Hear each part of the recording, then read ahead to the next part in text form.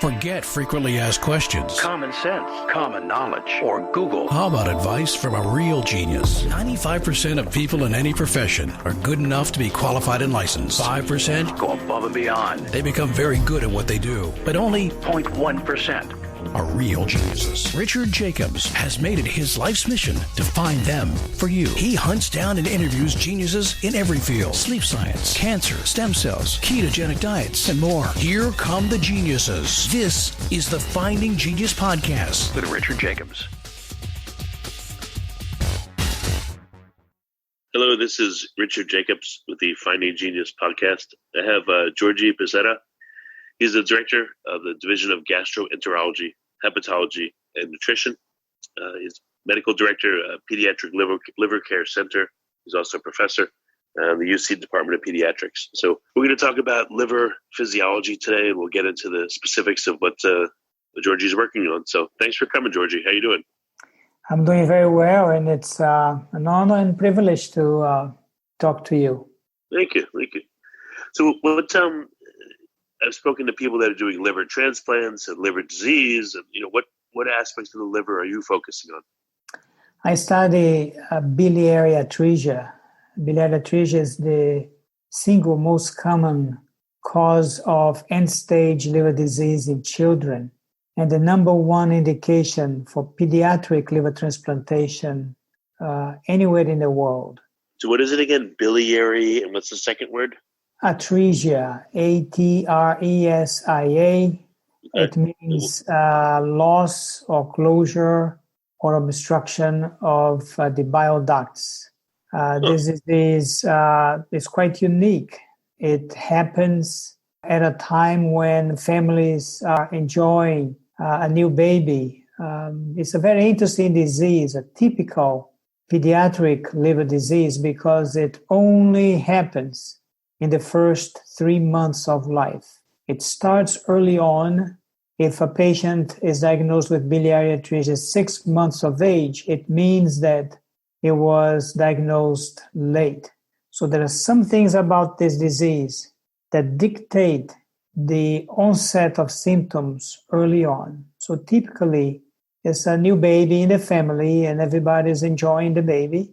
And then sometime in the first few weeks, perhaps a month, perhaps 2 months, the parent notices the jaundice, yellow jaundice in the eyes. And then the stools become pale. We call acholic stools, or stools without color. Okay. And at that time, life changes dramatically, because it's baby is usually doing well, but it's the onset of a disease that has devastating consequences to the liver. Do you think that this starts happening when the baby is developing in the mother's uterus, or are they born with malformed or non-completed biliary ducts? Maybe biliary ducts continue to form once the baby is born? I don't know. So there is a small number of those patients with biliary atresia that have other congenital malformations. Based on that, there is one of the potential etiologies for biliary atresia is that it is indeed a prenatal disease that involves abnormal development of the bile ducts or the biliary system. Most of the patients do not have those severe congenital malformations. So until recently, the prevailing thoughts were that biliary atresia largely results from multifactorial processes that ultimately destroy the developing bile duct. This is largely based on the postnatal onset of symptoms. Now, interestingly, Richard, a couple of papers last year and one earlier this year show that if you screen babies' blood for direct bilirubin increase, you see it's a very slightly abnormal at birth, and all the babies that later developed biliary atresia, when they were able to go back and look at that blood tests that the hospital did routinely for other reasons, that the bilirubin was actually increased. Based on these studies, the current hypothesis of disease is that biliary atresia is a prenatal disease that may relate to abnormal development of the bile ducts prior to birth. So is there any correlation between breastfed babies versus formula fed, or is it at that point, I mean, once the baby's born, is there anything that can be done to have the baby still have a normal liver, or is it too late in your opinion? So the breastfeeding, there is no correlation between breastfeeding or lack of breastfeeding and the incidence of biliary atresia. Now, interestingly enough, breastfeeding is commonly associated with jaundice. So jaundice is a sign that is commonly present in newborn babies. But that's a different type of jaundice. It's a physiologic jaundice of breast milk jaundice that gradually improve over time. In biliary atresia is that jaundice that is persistent and has a specific elevation of a type of bilirubin called the direct or conjugated bilirubin. Now, if the baby with biliary atresia is diagnosed early and taken to surgery early, the baby will have a higher likelihood that the surgery will work and the baby will be alive with the native liver at 2 years of age, with chances to grow into later childhood and adolescent and even adult life. So the earlier the diagnosis, more likely it is that the initial surgical treatment will restore flow of bile and slow down the progression of the liver disease. Is it a physical malformation of the bile duct, or is there a disease that even if the bile duct was perfectly fine, it's because this is a progressive disease that what closes off the bile duct? Like, what's the mechanism by which there's a problem?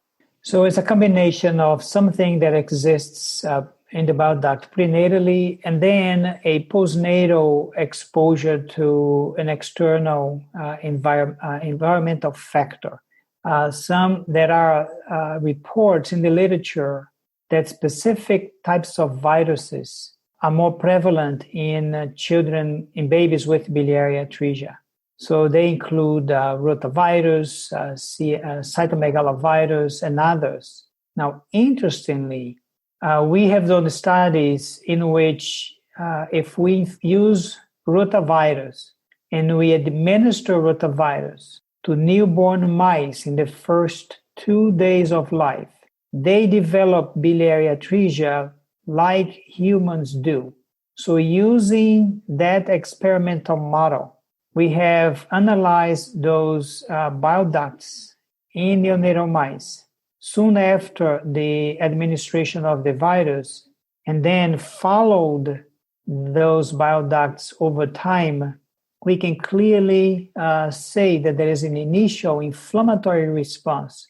In the case of the mice, the inflammatory response is a normal attempt of the mouse to clear the virus, and the mouse does clear the virus. However, because the virus is residing in the epithelium of the neonatal bile duct, the inflammatory response destroys those epithelial cells, make a small inflammatory plug which stops the flow of bile, and then there is an expansion of the inflammatory response that leads to a destruction of the bile ducts. Then it sets in place a progressive response of the liver that leads to fibrosis and cirrhosis. What are the current treatments right now to help this disorder? Is it in a liver transplant? Are there medications that will work? I mean, what can happen? So the current treatment that has proven to be successful is liver transplant, what's called a hepatoportoenterostomy, which is a surgical procedure that was designed by a Japanese surgeon called Kasai. Therefore, the surgery is known as the Kasai procedure. So once you are highly suspicious that a baby has biliary atresia, you work with a surgical colleague who takes the baby to the operating room, injects a contrast into the rudimentary gallbladder to demonstrate that there is obstruction of the extrahepatic bile duct. The surgeon then removes those biliary remnants. Again, they are fibrotic and destroyed. They then get a loop of the jejunum, which is a part of the small intestine, and then makes an anastomosis right where the bile duct would be leaving the liver, making a direct connection between the hilum of the liver, where the bile ducts used to exit the liver, directly with the small intestine. So any remaining biliary ducts that are small and maybe still residing in the affected liver will make the bile flow directly from the liver into the intestine. So this is, if there is a chance that the baby will survive, the chance comes from the ability of this anastomosis to work. And it does work. In the United States, there is an average of 50% of the babies that have bile drainage.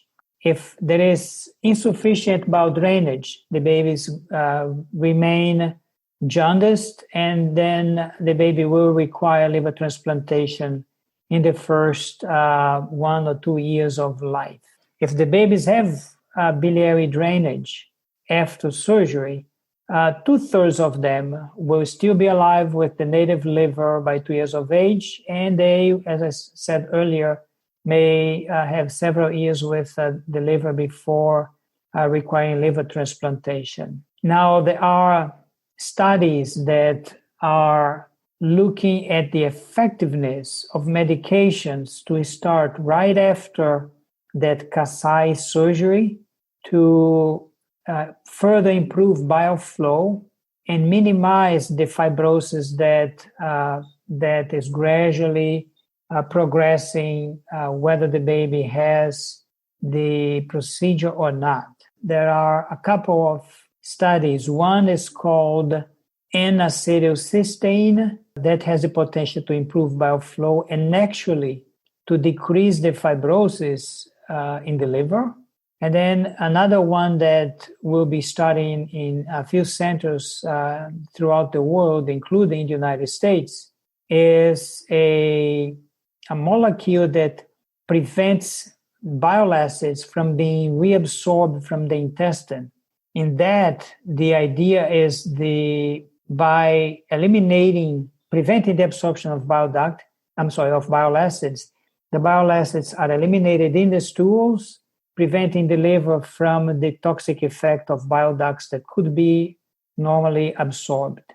So these are these two upcoming potential strategies that will add additional hope that the babies will do well after that surgery.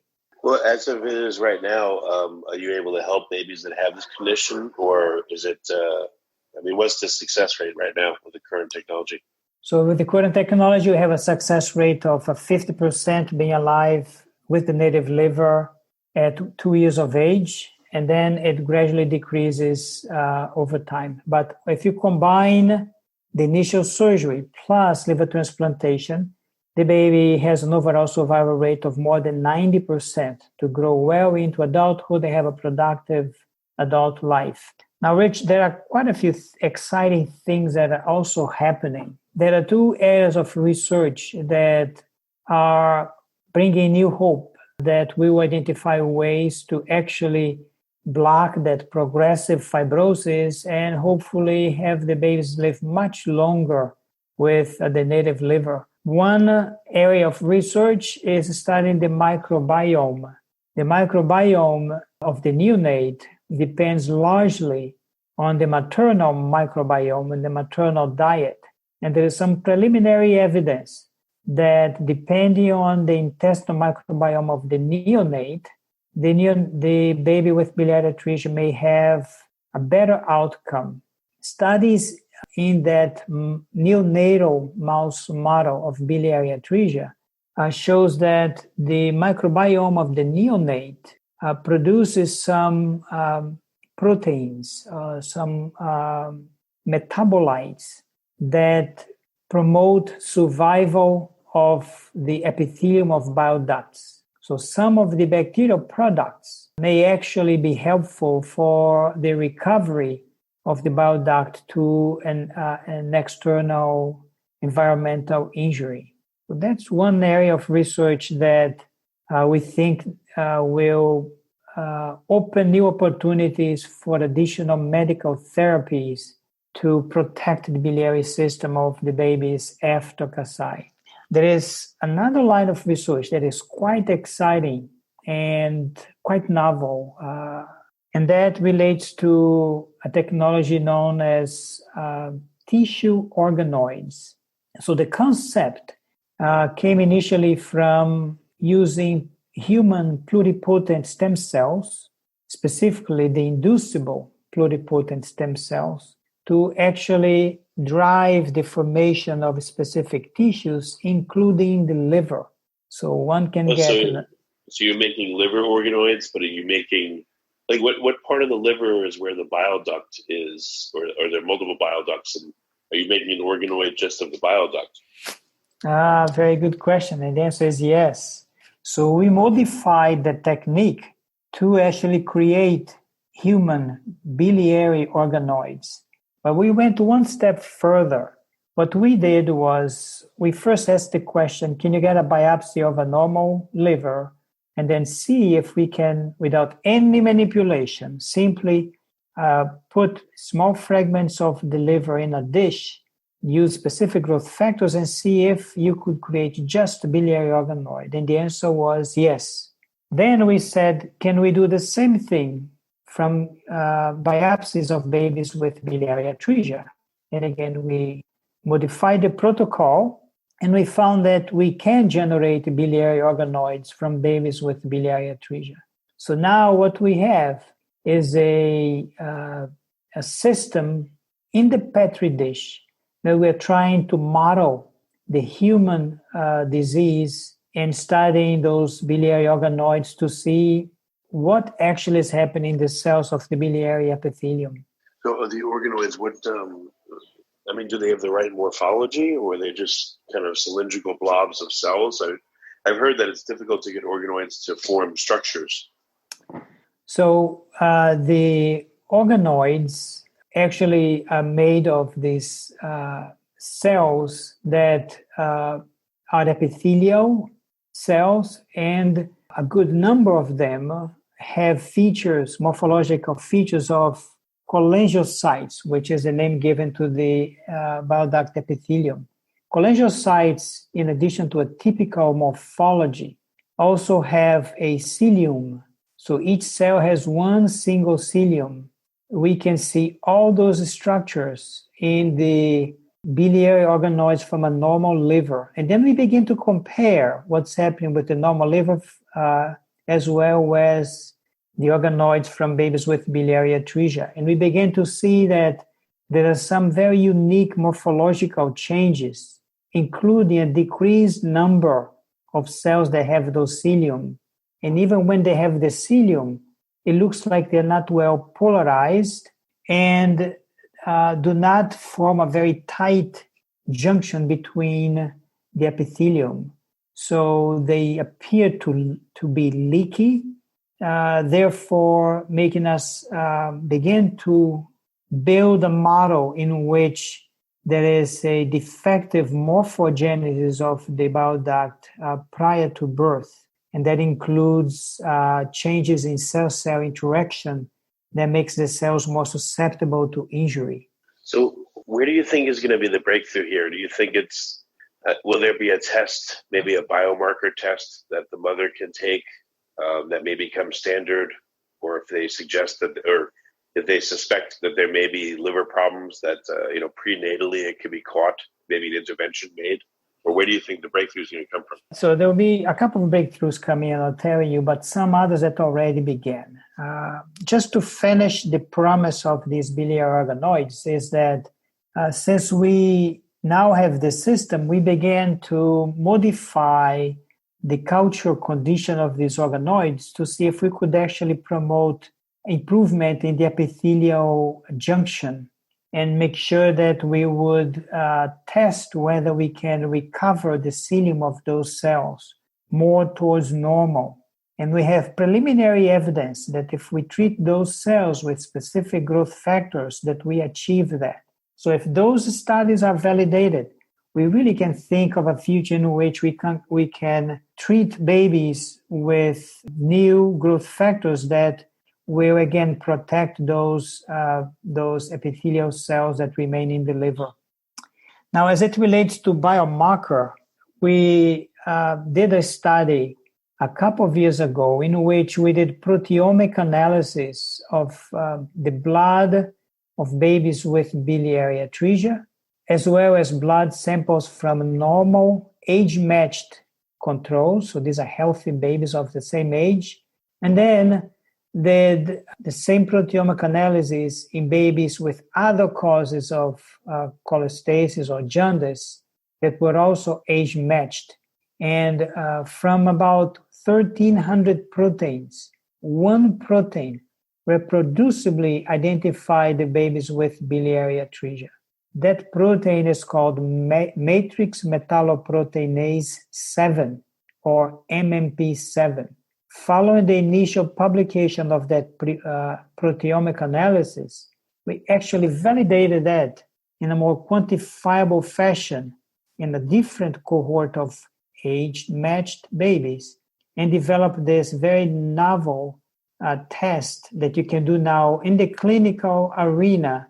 If you have a baby with biliary atresia, you can order this test, and with that single test, you have a high likelihood to make the diagnosis and very quickly contact the surgical colleague for the right surgical treatment.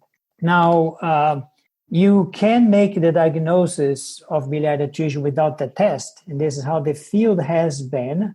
But without a biomarker of disease, the testing of the babies with pathologic jaundice take time until you arrive at diagnosis, and it's usually very costly, time-consuming, and requires liver biopsy. And notably, the serum level of MMP7 can really simplify this diagnostic algorithm. So we can see a future in which we could potentially use MMP7 much earlier in life, identify babies before their bile ducts are completely closed, and give those growth factors plus other medical treatments to try to rescue that biliary epithelium and continue the bile flow from the liver to the intestine, thus hopefully treating effectively biliary atresia. If a parent sees that their baby is jaundiced, or if they're starting to have certain symptoms, how much time do they have until they need to take action to help their baby? Is this like a very fast developing problem? Or is it in the order of weeks or days or hours? Or how fast does a baby go downhill? So knowing now that the disease starts right after birth, we can probably say that it takes 2 to 6 weeks until the bile duct is destroyed. So there is time. The single most effective approach to make an early diagnosis today is any baby that is jaundiced beyond 2 weeks of life should have a fractionation of bilirubin. So when you send a baby for a bilirubin test, the assays, they do 2 assays. One that measures the total bilirubin, and the second is a direct bilirubin. So the direct is the fraction of the total that exists only after the liver is processing the total bilirubin and getting it ready to be excreted in the bile. So the concept is that if there is improper bile flow, even early on, the direct fraction will rise. So even though the total remains the same, the direct rise, and is this subtle rise that gives us a clue that there is something going on that is much more serious that needs attention. So since jaundice is very common in normal neonates, especially those that are breastfed, and that's the type of jaundice that will improve spontaneously. If the baby, and you cannot differentiate from those that have a more serious illness, we advise that bilirubin be fractionated at 2 weeks of life. So, okay, but once it happens, though, a parent will have how long till they need to get to a doctor to evaluate what's going on, do you think?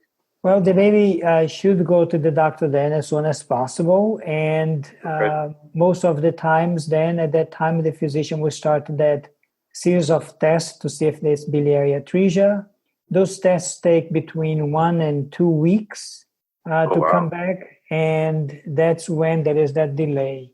With the availability of the MMP7 assay, you can quickly shorten that to a couple of days and then quickly engage your surgical colleague to proceed with the treatment.